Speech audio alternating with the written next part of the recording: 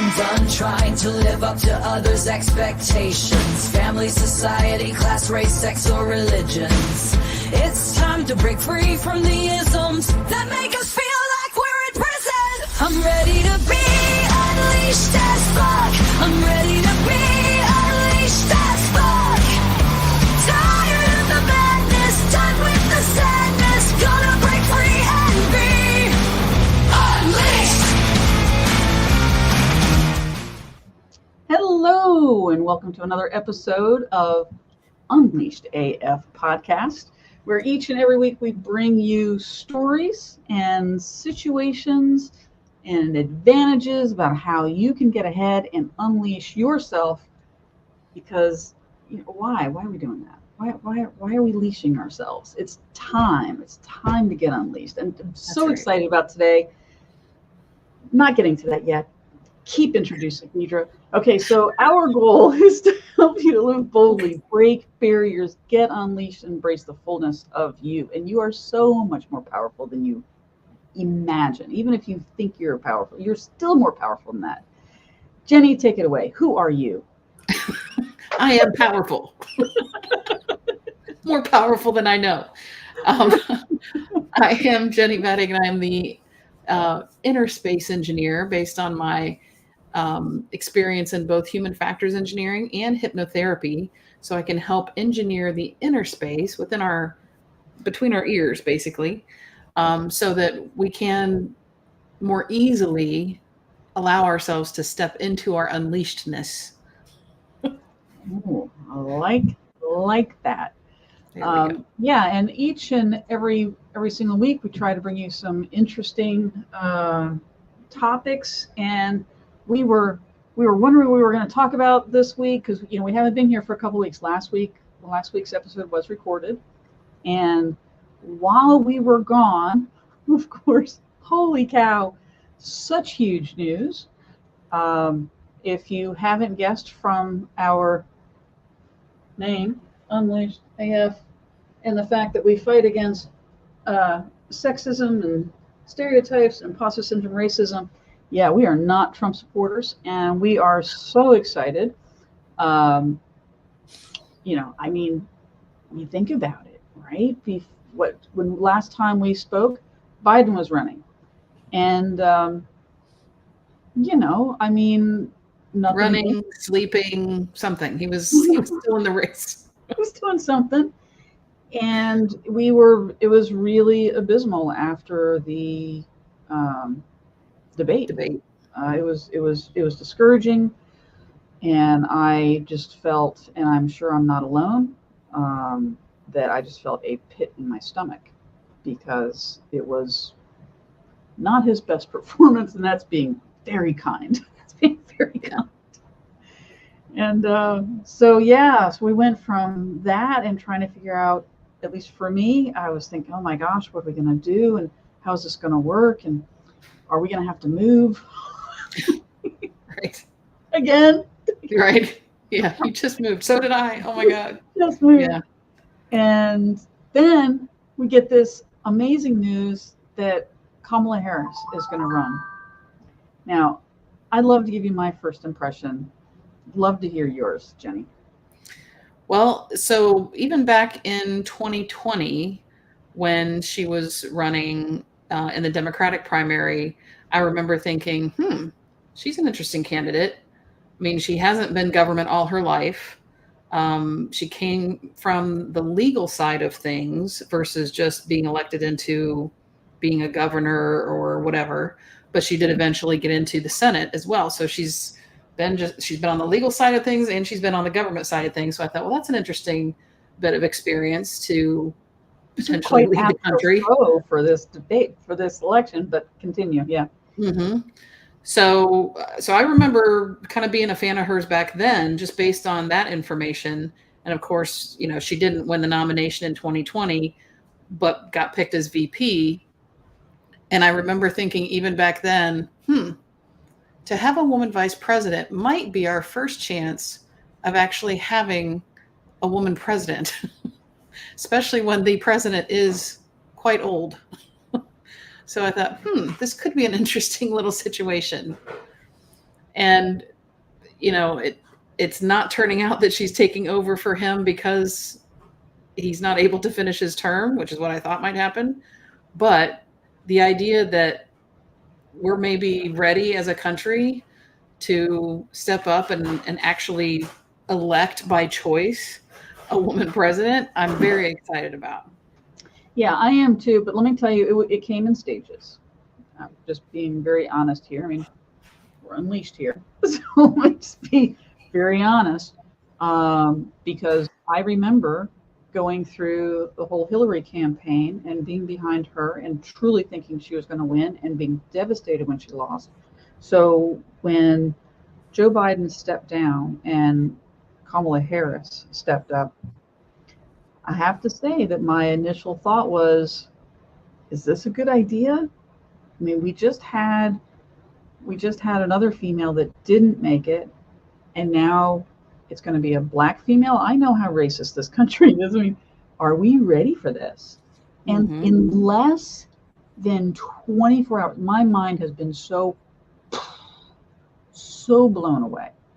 I'm so excited because the next day it was as if it, you know how people talk about timeline shifts and timeline jumps and oh my gosh, or another timeline. It felt like we had just moved into an entirely different timeline.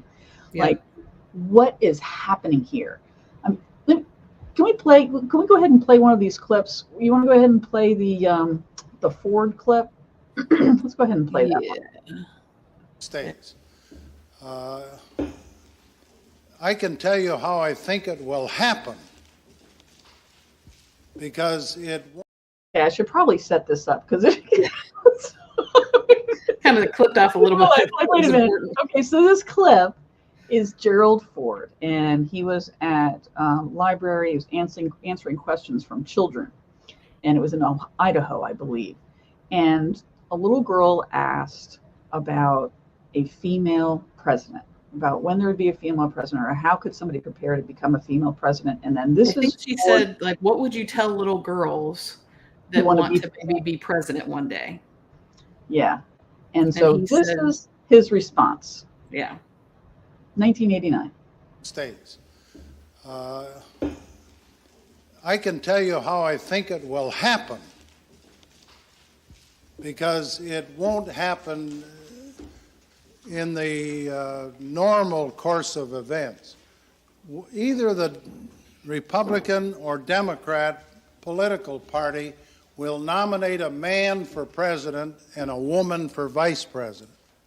And the woman and man will win. So you'll end up with a president, a male, and a vice president, a female. And in that term of office of the president will die. And the woman will become president under the law or Constitution. And once that barrier is broken, from then on, men better be careful because they'll have a hard time ever even getting a nomination in the future. But that's the way it's going to happen, and I think it'll probably come sometime in the next 4 or 8 years. So he got the timing way off. Yeah.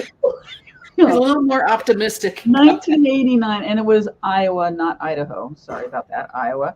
But it was in Iowa. And I mean, now Biden's not dead.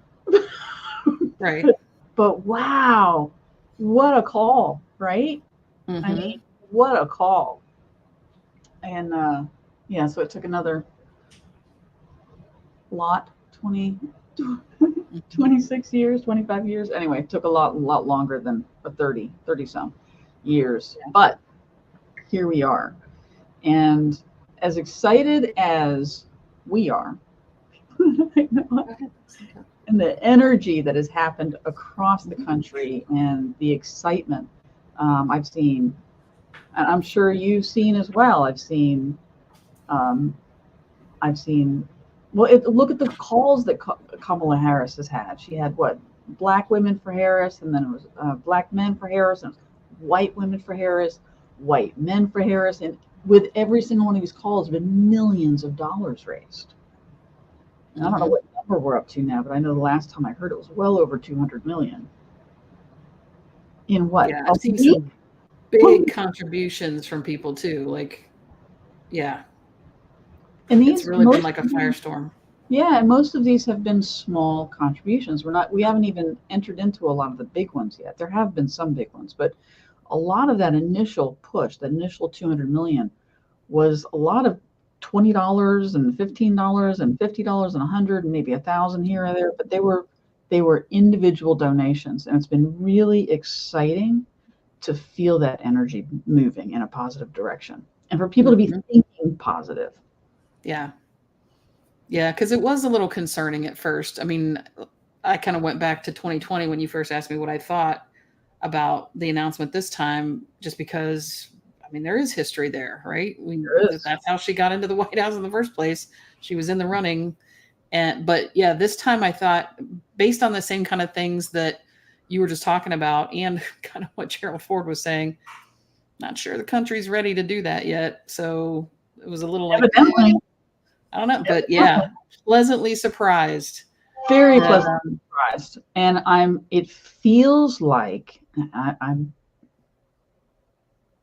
we would knock on, and yeah, it feels like the tide is turning. I think people are tired of the hate. They're tired of the chaos and just want some sanity restored, and to stop moving ourselves towards a Nazi Germany. yep. And I think enough Or people, communist Russia. or communist Russia. Yeah, I don't know. And I don't have a picture of this, but I just saw before we came on the show today, there was a story, in collecting things for today. There was another story about a woman and her husband who had been in a red state and were beside themselves that there was some acceptance of gays in their area. And so they had it, and they decided to move to Russia. Sorry. So they got to Russia, and nobody speaks English. And she was complaining on social media about how nobody spoke any English, and she was missing her friends and wanted to go back to the USA. And now the Kremlin's coming down on her because there is no free speech. People forget, which is what Trump wants. I know that people that are Trumpians think that I'm lying, but just please go look up Project 2025. It's all in there. But so real quick, there's a lot of backlash, right? There's a lot of as excited as we all are, and there's momentum and people wanting to turn the tide of hate in this country. There's a lot of backlash because there are people that want to keep things as they are and to keep this forward momentum towards this crazy handmaid tale future. So Yeah. one of the things that, because they're having trouble finding things to say against Kamala. Yeah. They're finding a difficult time. And so the initial attacks have been weak at best. They've attacked her laugh. That was the big thing. Oh, I don't want a president that laughs. Okay. Yeah. I do. Yeah. I want a president that has a sense of humor, that is much more fucking balanced than Orange Man. But here's the most unhinged thing I've heard so far from somebody who isn't Trump, who says a lot of unhinged things. But definitely the most unhinged thing I've heard so far, and I'm sure it will not be the last unhinged thing we hear. But this is a host on one of the Fox shows. I don't know his name. I'm sorry. Don't watch Fox. Don't actually really care what this guy's name is. But he comes on and says something so absolutely ridiculous. The beautiful thing about this video is a man hearing what he says and using it to poke fun. And I just have to this. So let's go ahead and go. When a man votes for a woman, he actually transitions into a woman. Hold on, wait. I can't even get into it. He says that scientists are now saying that if you vote for a woman, if you're a man and you vote for a woman, that'll turn you into a woman. They really don't understand science. Can I just... Come on. I mean, come on. So I love this response, though. I love. When a man votes for a woman, he actually transitions into a woman. Let's go, girls.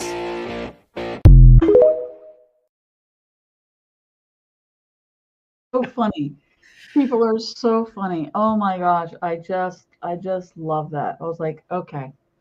At least there's people out there going, yeah, this is ridiculous. And here's how ridiculous it is. This is just how ridiculous it is. Yeah.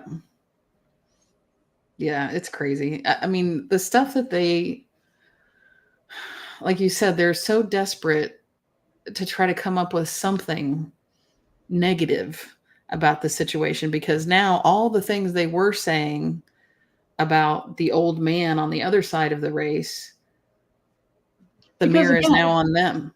Because it's never been about issues from Trump's point of view. Right. It's always been about name calling and touting about his record or his lies constantly about his record. Mm-hmm. And I think we even have a video of where he's lying about his incredible record with the blacks, as he calls them. There are a few videos of him that don't include lies, honestly. Yeah. So I'm pretty sure I'm finding something without him lying. Yeah. One of the other things that they found to attack her on is DEI. They're saying she's a DEI hire, and instead of using the words of what it is, DEI hire, they're saying didn't earn it. That she didn't earn it. She slept her way to the top. I can't tell you how many times I've seen somebody say, "Well, she slept her way to the top," and that just doesn't sit with me. What? Yeah. Like you said, she was district attorney. She was elected district attorney twice in the state of California. The state of California, come on. Mm-hmm. And then voted into the Senate. Mm-hmm. And she's even attorney general in California, district attorney, I believe, in San Francisco. That's right. And then attorney general in the entire state. That's right. Then went into the Senate, then became vice president. That's like oodles of qualifications, which, by the way, I did some research earlier just to try to get an idea of what technically the qualifications are to become president of the United States. Are you ready for this? Well, if Trump can be one, go ahead. There are 3. Okay, one of them is you have to be an American citizen. Correct. Natural born American citizen. That's 1. Okay, that's 1. 2, you have to have lived in the U.S. for at least 14 years. All right. 3, you have to be at least age 35. Yeah. Done. How do we have a country when that's all we ask for is qualifications to run the country? Like, that's not enough. It's amazing that this experiment has lasted this long, really. It is. But we've reached the end of the experiment. I mean, that's basically what's happened. We've reached the end of this experiment, and we're seeing that right now, that if we don't do something, if we don't rally together, if we don't pull together as a country, get out to the polls and vote, we are going to lose what little sanity is left in this country. It is just going to be insane. But let me go back to the DEI, because I do have a video of that, of somebody looking at the DEI. And I love this guy's perspective. And I'd love for you to think about this, those of you that are watching. Here we go. All day, every day, therapist, mother, maid, nymph, then a virgin, nurse, then a servant, just an appendage, lift to attendance, so that he never lifts a finger, 24/7, baby machine, so he can live all day, every day. Definitely the objective, I think, so much is the control of women, the control of how they look, how they act, whether they're allowed in power or not, and what color they're allowed to be. Mm-hmm. Oh, I saw funny. No, this isn't nice, but I'm allowed a little dig. I've been attacked so much lately. So DEI, this the lashback, because as a rule in the past, Democrats have never gone to name calling. It's like when they go low, we go high. Yep. And it seems like a lot of people are just kind of done with that. We're just like, we're done. You're going to keep picking on us. Yeah, you're going to keep picking on us. We're going to rally back. We're done with this. And so somebody said, if there's ever been a DEI hire in government, it's Donald Jr., Eric, and Ivanka. Oh my God. DEI. Could that not be more perfect? Yep. Oh, sorry. I know it's a little petty, but I had to. But yeah, it's just been very interesting and a little crazy. What have you been seeing, Jenny? Well, I mean, the thing that probably excited me most after the announcement, and gosh, even just within a couple of days of the announcement, I think I saw a video online. And for those who aren't familiar with the kind of north central Florida area, there's an area called the Villages that is primarily. I'm going to see if I can get that while you're talking about it. Okay, it's primarily it's a retirement community basically, but it's like its own city. It's not just like a little neighborhood or like a couple of buildings. It's its own place, and it was heavily. I guess you would say it has pretty typically been conservative or a red area of Florida. Definitely Trump made a few visits there the last election cycle. I don't remember because I don't really watch the news that much anymore. It's just too much. I don't know how much he's been there this cycle, but also DeSantis has been there many times. So it's a typically a friendly place for the right. Yeah, Trump went there. Is that what you just said? Trump went there for the last. He definitely did last election cycle. I'm not sure if he has this one. Not that I'm aware of. Because he probably thinks he's got him in the pocket. But within a couple of days, I saw that they had a like 400 or 500 golf cart parade supporting Harris, which shocked me and excited me at the same time. Yeah, I found it. I don't have enough time to download and upload it, but I think I can present it from my screen. Share screen. Dun, dun, dun, dun. Share screen, and we'll share here.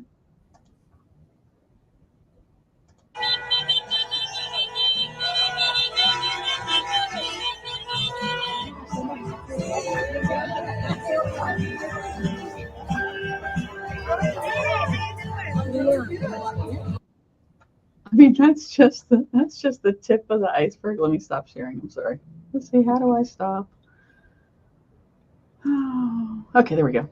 So yeah, I mean, that's just the tip of the iceberg. I mean, that video goes on and on and on and shows street after street after street of people just honking their horns with their Kamala signs and. Yep. Which that would be about the last place I would have guessed would flip. Shocked is not even close to. Both my wife and I were sitting here with our phones just going, are you seeing this? Is this the same Villages? Right. What? And yeah, that was incredibly heartening. That was incredibly heartening because that probably gave me more hope than anything that's actually like said on media about, there's support or whatever. Seeing that independently posted from people, I thought, holy crap. If people there have changed their minds, anything's possible. Yeah, I've seen it's the most fascinating thing has been seeing the videos of Trumplicans, which I believe are different than Republicans, Trumplicans, the MAGA supporters, the far right, who are, it's almost like they're kind of waking up. Like this one lady talked about how it felt like there was a veil that had been lifted or a fog that had been lifted from her head. And it's really fascinating. I've seen women and men just break down crying, saying, "I'm so sorry. Thank you so much for being so accepting," because we are accepting. We don't want to be the same way you guys are. That's we don't. We're not going to treat you the way you guys have treated us. I'm talking as if there's some MAGA person watching this. Yeah, probably not. What are the odds? Very low odds. Yeah.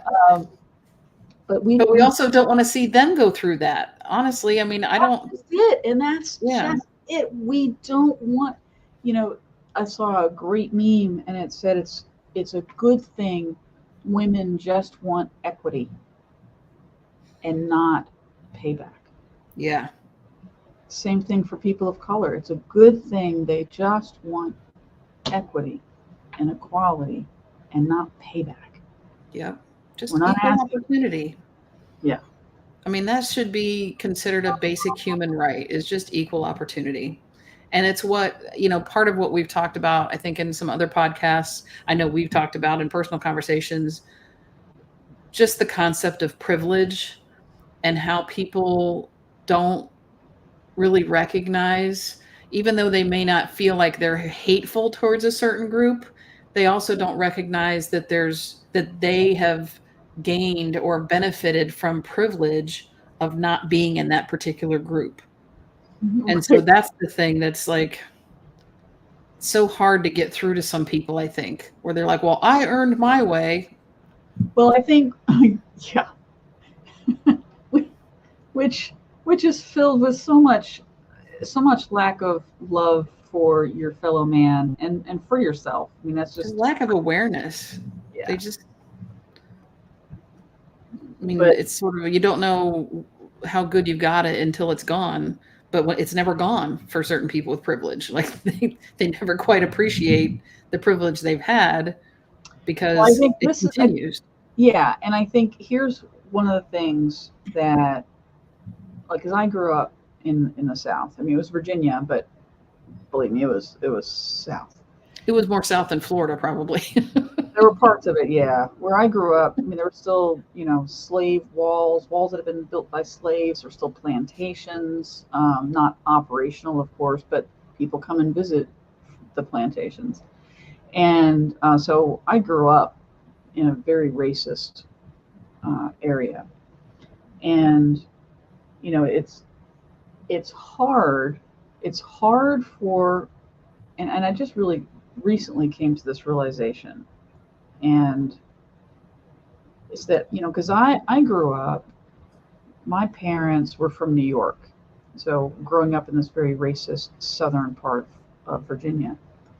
And, they were wannabe hippies and very much taught me, and this is what they taught me about racism. They were like, you need to be so grateful that you were born white.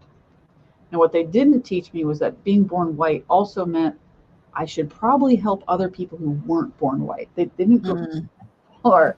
Instead, they were like, just be so grateful you were born white and don't be mean to people who aren't white. That was the basic gist of what I was told. Yeah. You could have been born any other, be grateful you were born white. But what's interesting about that is that I grew up believing I wasn't racist. And I was very offended the very first time I heard, what's that lady's name? I can never remember her name. She's an older woman, and she comes out and she's like, every white person that's born white is racist. It was Jane Elliott or something like that, I think. Elliott, thank you. Yeah. Thank you so much. So Jane Elliott came out and said that. And I remember the first time I heard that, I was like, she's not talking about me, right? White person privilege. And because I've never used the N-word. I don't harm Black people, right? So how could I possibly be racist? I mean, that's and it's such a privilege to be able to say that. But how could I possibly be racist? And yet, and I think I was just talking to you about this yesterday, because this just hit me. You know, that if I am a bystander, right, and somebody calls a black person the N-word, and I don't say anything, then I'm kind of an accomplice. I'm basically saying that's okay. Now, in my head, I'm not thinking that. In my old Right. way of thinking, and my old way of thinking, I'm not thinking that, because I'm like, respect your elders, because almost every time it was somebody older than me. If you don't have something nice to say, don't say anything at all.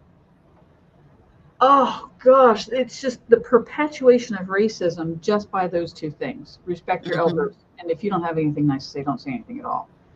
So in the meantime, so if this person says something, I'm basically an accomplice. But as a white person, I don't get in any trouble for that. I don't get in any trouble for that. There's in the past, and hopefully that's changing. But if I were in a getaway car and somebody robbed a bank, even though I did not rob the bank, I was just there to make sure that they had a safe way home, which is what I'm doing. If I'm not saying anything to the racist, I'm giving them safe passage. But if I was in that car taking them, I would go to jail. I would get in trouble for that, because guess what? That's against the law. Now, I'm not saying we should make racism against the law. That's not what I mean. because we all have freedom of speech. But holy cow, those of us that have that privilege, those of us that have the privilege of either being a male or a white woman, we have so much privilege, and we can help to stop the racism if we would just raise up our voices and say something. Yeah. But it's uncomfortable, because we've been told our lives we can't do that. And I'll tell you, it's a muscle you can flex. You can start growing that muscle. I did a post about, different things that you could do. You can go and love a post that somebody else did. Inevitably, there's some hate going on in that post. And so I always go into the comments and take a look and see if there's somebody that I can say something to, or make a comment myself. And everybody that comes and attacks me, I just come back. And I haven't gone in with hate. Right. I haven't gone in with hate. I'll be very diplomatic to a point, because again, I don't want to come out with hate. I want to come out like them. But at a point, like at a certain point, I have to stand up for myself and just say, that's it. I'm not talking about this anymore. I'm not. I'm voting for Harris. I'm voting for sanity. And I always say something like that. I'm voting for my rights. I'm voting for women's rights. I'm voting for the rights of Black people. I'm voting for the future of our society. And I always say that. I haven't called anybody weird yet, although I did say, I love the whole weird thing. I did say one time, somebody said that it was ridiculous that I would want to vote for a woman that has slept her way to the top. And I said, you know what I find weird? That you would vote for a felon who almost toppled our government on January 6th. And who also, by the way, there's absolutely no proof of her sleeping her way into anything. Nope. However, there's enough proof that he was found criminally liable of sleeping his way into something. And then also, what was the story? I don't know if that's criminally or civilly, whatever. Like the hush money payments to Stormy Daniels. Like there's so much that has been proven. Yeah. He's cheated on every wife he's ever had. And yet the focus is on her supposedly sleeping her way to the top when there's absolutely nothing. Any female, you can be the most qualified female in the world, and you're going to get accused of sleeping your way to the top. You're going to get accused of it. Right. Which also kind of goes back to the DEI claims that they have, right? Where they think she's like a DEI hire or whatever. because she's not qualified. I mean, we talked about her background earlier. And let's not even, we've already defended her. So, but here's the crazy thing that kills me. When they say, well, you know, she's not qualified, and Trump is. Exactly. She absolutely has great qualifications to lead the country. He was a freaking reality TV show star and inherited, you know, got millions of dollars from his father, which he then squandered. And how did somebody actually bankrupt a casino when the house always wins? Like, that's amazing. Yet he's qualified to run the country. Sure. That's tricky. And I think we do very need logical. Go ahead, I'm sorry. Just all very logical. That's what they operate on. Just logic and science. Like when you vote for a woman, you turn into one. Yep. That's right. Very scientific. Yep. It's good. Scientific. It's good that they have their private school education where they ban all the books they want, and that's how they think it works. Wow. So there is, and I know we've mentioned this before, but I think it bears mentioning again. Project 2025. They deny, when I say they, I mean MAGA people are denying that Project 2025 was of their making. It absolutely was. All you have to do is a little bit of research on Heritage Foundation. You can even hear Trump stating on numerous occasions how wonderful Heritage Foundation is and how they're creating, this is a couple of years ago, how they're creating this wonderful plan for the future. Trump was very much behind it. A lot of the people that are in his close surroundings are behind it. He is now saying, "Oh, no, I'm not for Project 2025. He's rebranded it as Agenda 47. Who knows how many other rebrands it'll go through? Mm-hmm. He's lying through his teeth about how he doesn't know anything about it, and he's not going to do that. And yet, in the same time, we can find videos of him saying, Christians, just come out and vote this one time and you'll never have to do it again. Because Project 2025 basically makes him a dictator. Yep. And he'd be the king for the rest of our lives. Yep. Or until somebody shot him. Right. It doesn't miss. So and if you have I'm sorry, go ahead. Well, the other thing I was going to point out about that particular speech, which we talked about the other day too, not only did he make that claim, which is certainly the big part of the story, but also in that same speech, he said, I'm not a Christian, but you Christians go out and vote. Oh, yeah. Hasn't he been claiming this whole time? Whole time. Oh, he's the best Christian. He's the best Christian. Yeah. And now it's not. I'm not a Christian. Oh, you beautiful Christians. Slid that right in there. Oh, you beautiful Christians. Yeah. You know what? Before we get to the project, no, let me go ahead. Let me give you the Project 2025 information. So this is a video that I found.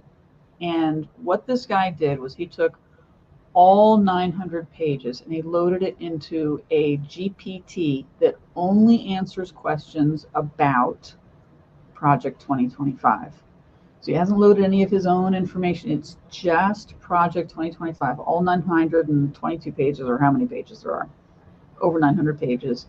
He uploaded everything. And so just like in Chat GPT, where you can go in and ask questions about anything, for this particular case, this GPT only answers questions about Project 2025. So if you don't want to read all 900, who does, pages, which is why he did this. And let me see. And GPT stands for what? Again, I can't remember what it stands for. I know it's an AI type thing, but.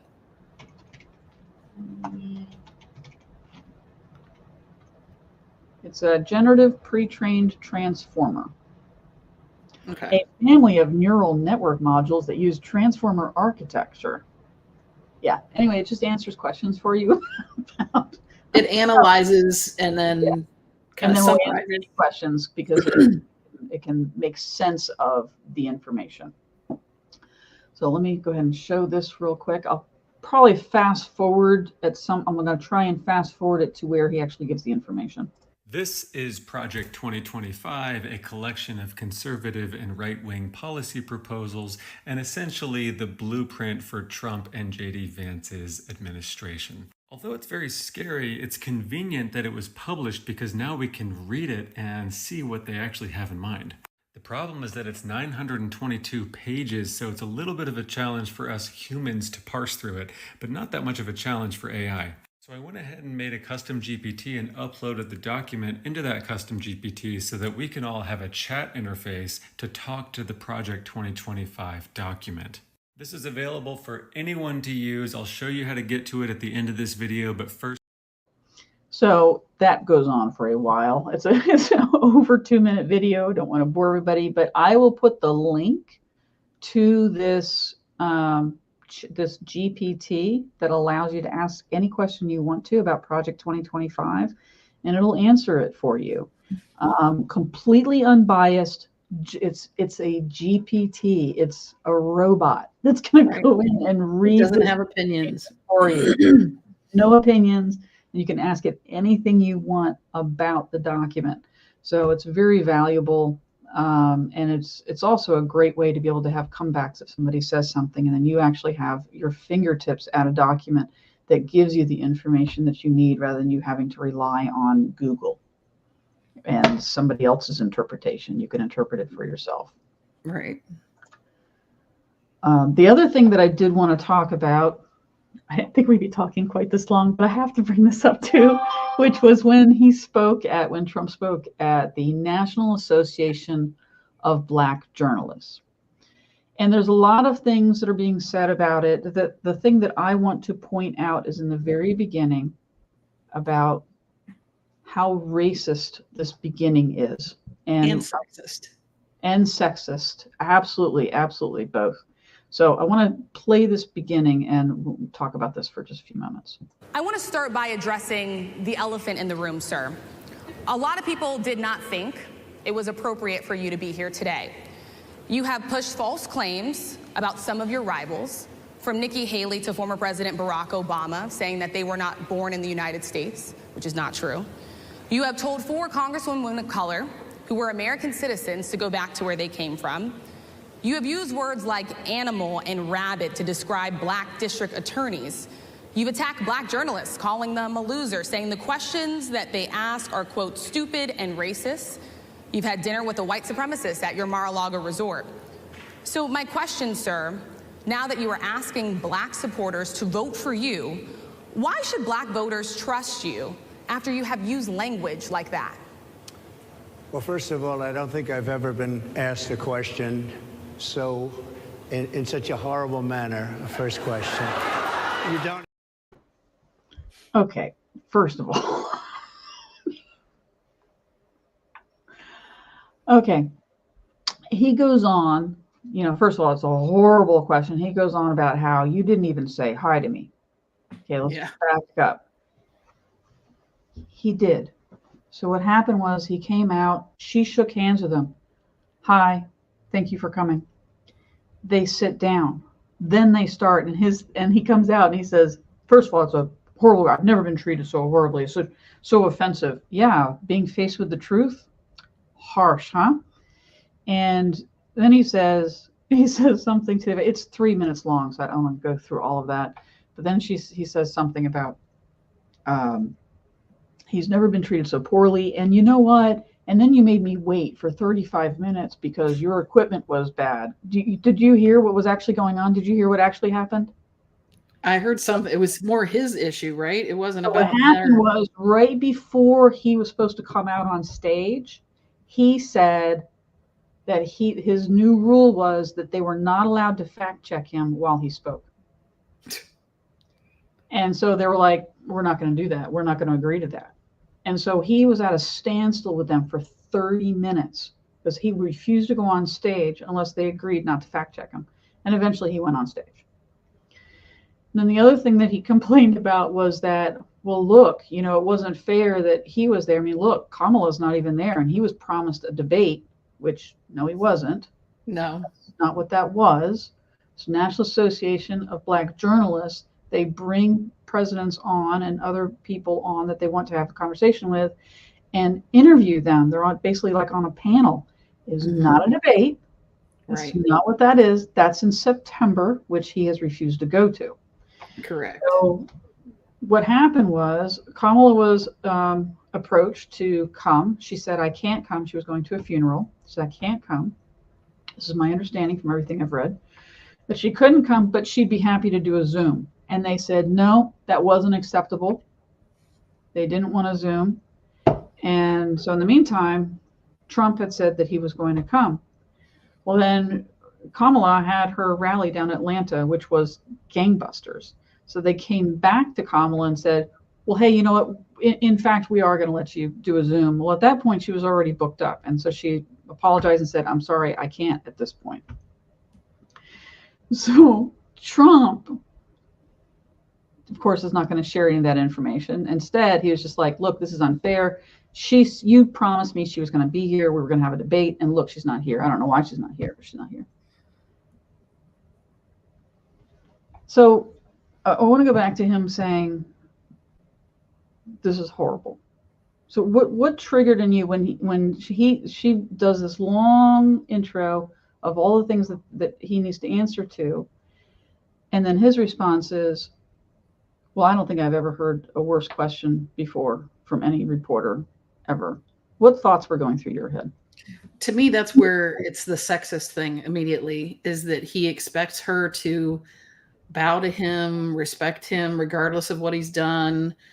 And he's so used to, regardless of the sex, really, on several media platforms, just getting softball things thrown at him, that he couldn't handle literal direct questions. And that's probably why he was arguing so vehemently beforehand about, I don't want to be fact checked, which is basically what she did in that first thing. She's like, look, let's address the elephant in the room. You've done this, this, this, and this. Tell us why we should. Yeah. And to me, it was, yes, it was sexist, but to me, there was also this underlying dog whistle, because having grown up in the South, he was, one of the things that he said was, you didn't even say hi to me. Let me see if I can go to that spot. Let me see if I can pull it up and get to that. I want to start by addressing the elephant in the room, sir. A lot of people did not think. Now, unfortunately, it won't let me fast forward. So, but at one point he says, and you can go watch it yourself. At one point he says, you didn't even say hello to me. That triggered all kinds of stuff in me, because I know what that means, because she had said hi to him. Mm-hmm. She absolutely had said hi to him. What he meant in that moment, and what he wanted his followers to hear, was this black disrespected me.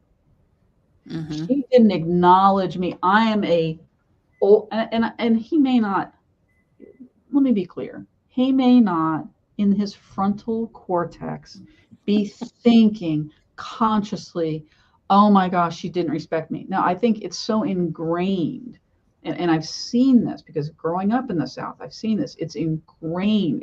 It's a privilege of, you will respect me, and you will acknowledge to everybody around here how much you respect me.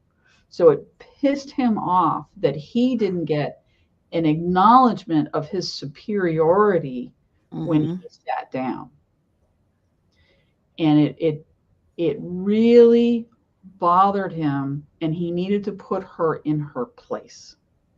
To me, that's what that was all about. It was all about putting her back in her place.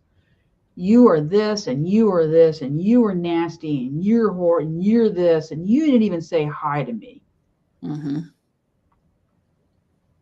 I just saw a meme from somebody who was watching, and she said, I am waiting for him to say the hard the word the N-word She says, it's going to happen. She says, I don't think he's going to be able to control himself. All of the black women that are in excellence around him.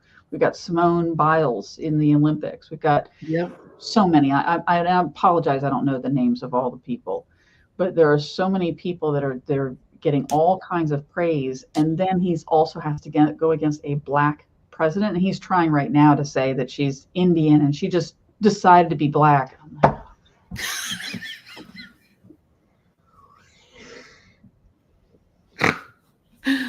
I mean, it really is. It's like so ridiculous. It's comical. And that's why, I think this whole weird thing is just brilliant, because it is weird.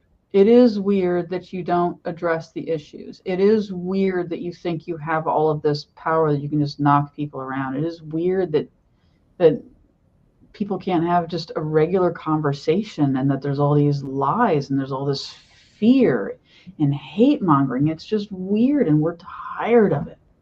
We're tired. Yeah. Well, and even to kind of piggyback on what you were saying about it may not be in his frontal cortex that he's purposely reacting that way or saying those words. I think the other thing that was at play there for him was because he was getting hit with something that he didn't really have a good response for and sure as hell wasn't going to admit to anything, that he was also delaying, distracting. That's his MO. I mean, that's the one thing he's consistent about. Later on in the video, she was like, "You still haven't answered my question." And he won't. Hold his feet to the fire. Yeah. Hold his feet to the fire. Yeah, I just absolutely loved every bit of that. Let me see if I don't think we have anything else. Oh, just these, let's actually, why don't we go ahead and do the sponsor spot, and then we'll finish up with that last slide. Okay. Finish up the show. Yeah, why don't we do that? Let me pull up the slide. So this is our affiliate sponsor. Mm-hmm. We'd like to mention our affiliate sponsor, Osreen Natural Skincare, a woman-owned business that offers a variety of skincare products that are 100% natural, cruelty-free, and handmade using essential oils and herbal extracts. I've been using Osreen's Earthly Healer Lotion and noticed a wound healing significantly quicker than it had been without it. You can now get 10% off any of her products by going to osreenskincare.com/unleashedafpod. That's Osreen spelled AUSRINE skincare.com. Select your products and use Unleashed AF Pod as your discount code when you check out for 10% off. Yeah, we're recording all of those from now on. So much easier. Yeah. So much easier. Before we finish up, make sure that you let your friends know. We'd love to have your friends come and join us too, especially if you're in agreement with us. We love that. Great. Bring more to the tribe. If you have some things that you would like for us to discuss on the show, please go to our website at unleashedafpodcast.com. You can go to the tab WWJDD, What Would Jenny and Deidre Do? And you can ask us questions, give us some ideas, or if you are somebody who wants to be a guest on the show, there's a guest tab as well. I think I changed some of the questions on there. I may have screwed some things up, but hopefully it still works great. You have anything else you want to add, Jenny? I am gonna finish out with this image. We'll talk about that. And then well, one other thing I wanted to mention that I found interesting, kind of related back to the Project 2025 thing and the Heritage Foundation. There was a documentary I watched recently on Netflix called The Family. And they didn't specifically mention the Heritage Foundation, but this was shot a few years ago. So that may be what that organization has turned into, because the guy that ran it passed away. So they probably just renamed it and called it something else. But anyway, it's a really interesting thing. It's on Netflix. It's like a 4 or 5, maybe 6 episode documentary on the types of things that are influencing politicians. Honestly, a little bit on both sides of the aisle, but because I know that's something that a lot of people on the right are claiming, well, that's just on the left, all that corruption, the deep state, all this stuff that they're claiming that Trump is anti because he's not part of the establishment, government establishment, but it's not just on the other side of the aisle. That's the problem. So it's just a real interesting perspective, interesting thing to watch that does kind of give a little more historical background to some of the things that are showing up in Project 2025. And it's not new. They've been kind of stoking this up for a while. There's another one. It's on Amazon Prime, and it's called Bad Faith.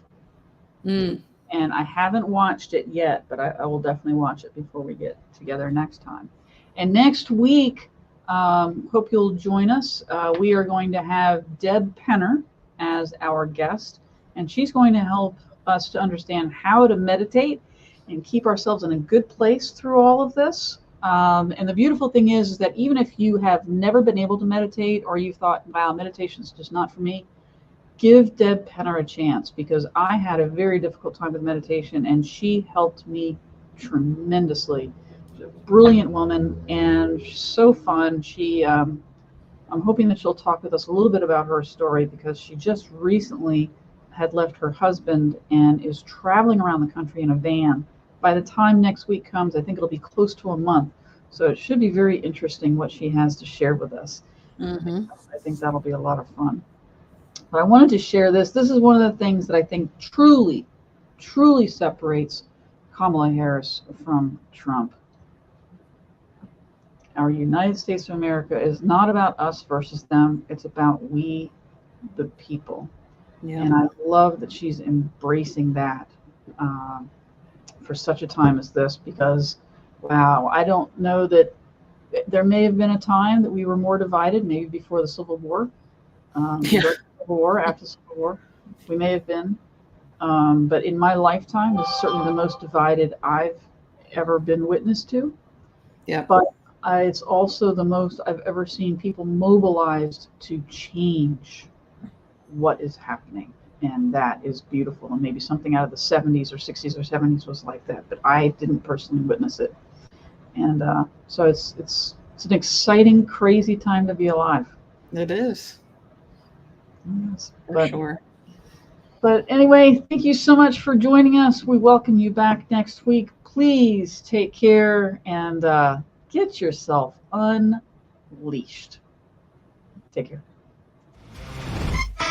I'm done trying to live up to others' expectations. Family, society, class, race, sex, or religions.